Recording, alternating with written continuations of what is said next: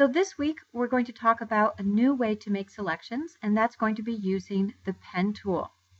So if you look in the lower section of your toolbar, you'll see a series of pen tools grouped together. There's the regular pen tool, freeform, add anchor, delete, convert point. We are going to be working with the pen tool to make a selection of Sock Monkey here, and then we're going to go back and add some anchor points. We'll also be working with the arrow keys that are down here, which are called the Path Selection Tool and Direct Selection Tool. When I use the pen tool to make a selection, I'm actually making what is called a path. You may have noticed over here in your Layers panel that there's another tab in the background called a path. So I'm just going to jump ahead to a version where I already have Sock Monkey selected with the pen tool. So we can look over in the paths, and you can see that I have what looks like a selection, but it's a working path. And I'll jump back to where I am right now without any sort of selection made with the anchor tool, the pen tool, and you'll see under the paths I don't have anything yet. So I'll switch back over to the layers. So to use the pen tool, there are a lot of advantages to the pen tool because we can make really nice curves. It's a little bit tricky at first, so I would suggest watching this video first and then trying to do it on your own. I'm going to make a first anchor point by just clicking and letting go. I'm clicking right here, and what I want to do is to try to get the curve of his arm.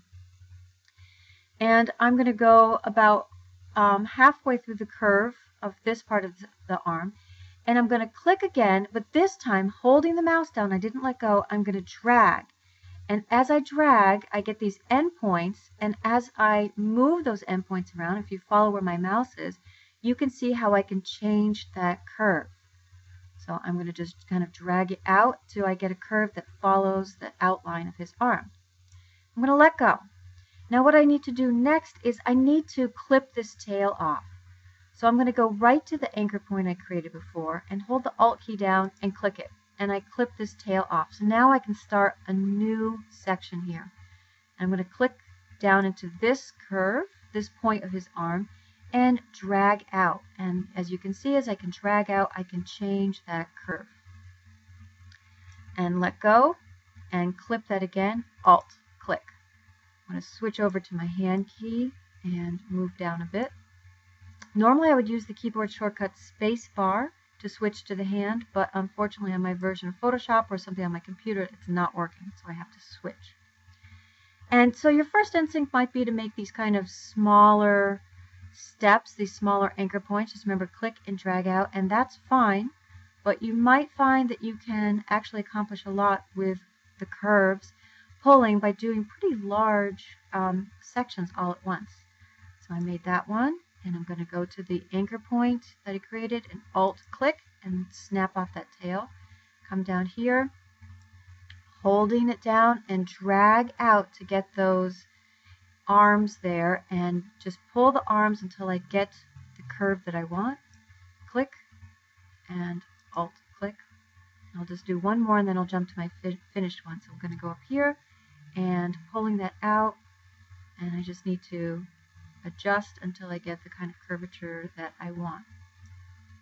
So now I'm going to jump over to one where I have him pretty much selected, so you don't have to watch me doing all the selection.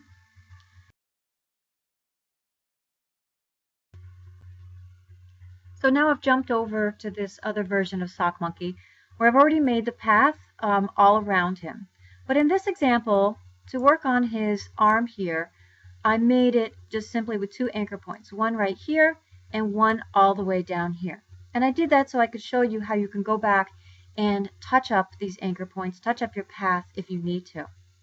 So what I need to do is to add two more anchor points to kind of extend this out.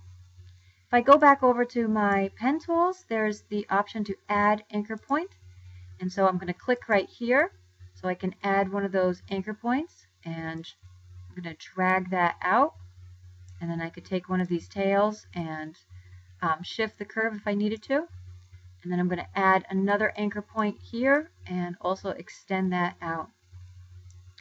And the same is true if you made too many anchor points. You want to do redo one. You have the delete anchor point option. So I also want to point out the path selection tool and the direct path selection tool. So the path selection tool is going to actually have me move my entire path. And the direct selection tool allows me to click on just one of these anchor points and go in and edit that. So if I want to just take one of these and shift its position a little bit, I can do that with my direct selection tool. Okay, so now that I have SockMonkey selected with my pen tool, making all of these different anchor points, the next thing I can do is I can right click on him and choose Make Selection. And here I have the option if I wanted to add a feather, which I don't, and I'm just going to make it into a new selection and click OK. And so now he's an active selection. So at this point I could simply copy him and paste him wherever I wanted, or I had that option, I could click on my mask icon, and now I also have him as a selection, and he's isolated from his background by creating the mask. So for the sake of working on this project and this particular exercise, I'm actually going to just stay with the selection, and I'm not going to use the mask right now. And I'm going to copy him, and we're going to go over to this image, and I'm going to paste him in.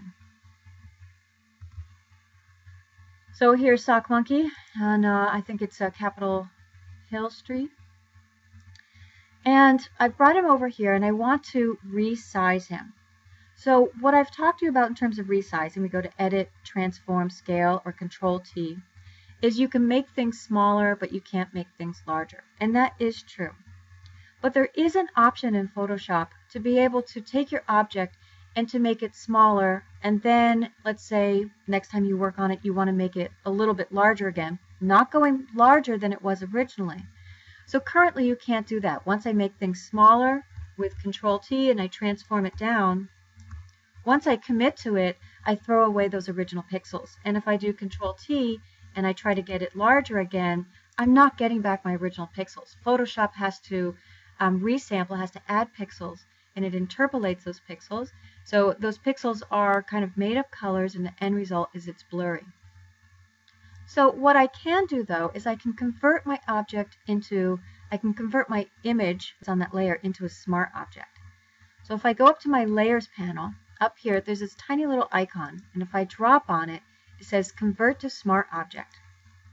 And my icon that I have in my layers panel changes a little bit. So now when I do Control-T, I can make it smaller and I can commit to it, and then I can do Control-T and I make it larger, but I'm not going past its original size, and I'm not actually taking away or putting back the pixels until I commit to it, until what I do, it's called rasterize. So when I make it a smart object, what I see here on the screen is actually just a reference to the original. So that's why I can make it smaller and I can make it larger. I'm not going past its original size though, and I'm not damaging it. And then when I'm ready to commit to it, if I go up to Layer, Rasterize, Smart Object, it's now back to being a regular type of image. And if I made it smaller and then larger again, I would have that problem. So it's just something to keep in mind if you are bringing in an object while you're making your hyperreality or working on any piece, and you want the flexibility to make it smaller and then maybe make it larger again, convert it to a smart object first. And you just click on that icon, convert to smart object. But then there will be some options later on where there's some things you can't do to it while it's a smart object. So you can rasterize it. And I'm just looking to see if that is an option on here. Actually, I don't think that's an option through your layers panel. But so I go up to Layer, Rasterize, Smart Object, and it turns it back to a regular object. Okay, so I'm going to continue on with this video, and in the next one we're going to talk about how to create a drop shadow and change out the sky and work with some of our burning tools non-destructively to make SockMonkey look like he actually belongs to this image.